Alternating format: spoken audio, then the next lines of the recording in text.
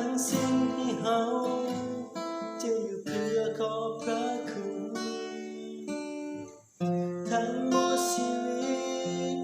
จะอยู่เพื่อสรรเสริญพระเจ้าประเสริฐและดีต่อเฮาทุกเวลาพระคุณพระองค์นั้นล้ำเลิศเสมอมาทั้งสิ้นที่เฮา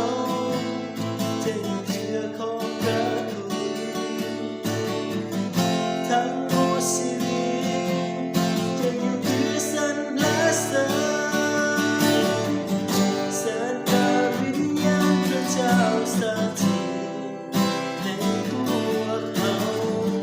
นำเฮาใกล้ชิดสนิทพระองค์ทุกเวลาสัมผัสไม่หายยิ่งใหญ่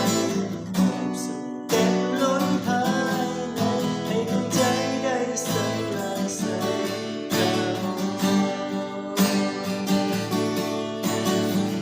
เสริญพระวิญญาณพระเจ้าสถิตในพวกเฮานำเฮาใกล้ชิดสนิทพระองค์ทุกเวลาสัมผัสไม่หายยิ่งใหญ่ความสุขเต็มล้นภายในให้ดวงใจได้สรรเสริญพระองค์